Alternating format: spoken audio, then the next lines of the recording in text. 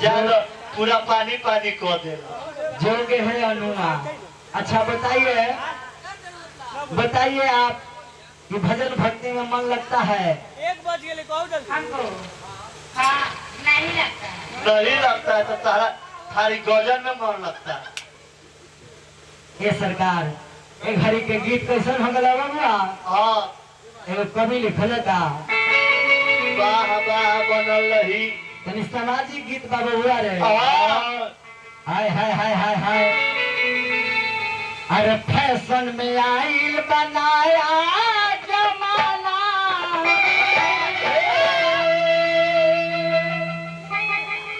कि फैशन में आइल बनाया जमाना।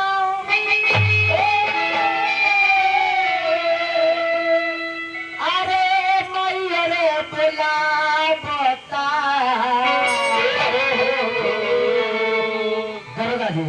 अरे फैशन में आइल बनाया जमाना, आइल बनाया जमाना, फैशन में आइल बनाया जमाना, फैशन में आइल बनाया जमाना। हे मैरे बुलाओ, हे मैरे बुलाओ, हे मैरे बुलाओ। डीजे मुकेश तुम्हारी नामा तब हर का हो गइल बा राजा हो गइल बा बबलू।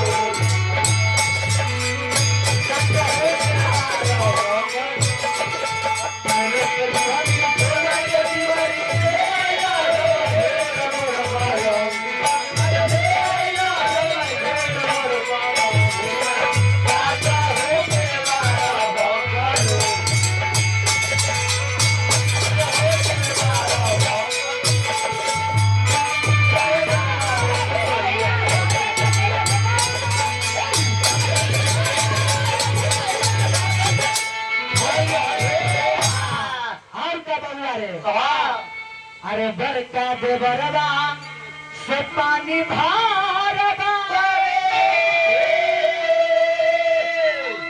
अरे बड़का देवरबा से पानी भारबा। हर छोटका से सारी खींचवा। जुग देखो बड़का देवरबा से पानी भरवा आवे बाबा हो, छोटका से साड़ी खिंचवा लेली।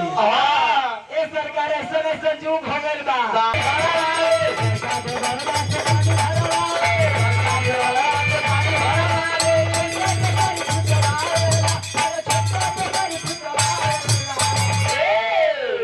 छोटका से साड़ी खिंचवावेला। समर्जित हो डीजे मसाला दुकान समर्जित हो। एक दिन के बात रहे का रहे देखने की जब खाना उना समर्जित के घरे बन गई है, इनकर भौजी गोस्सा गई है तो समर्जित मानावा तो मानते नहीं थे।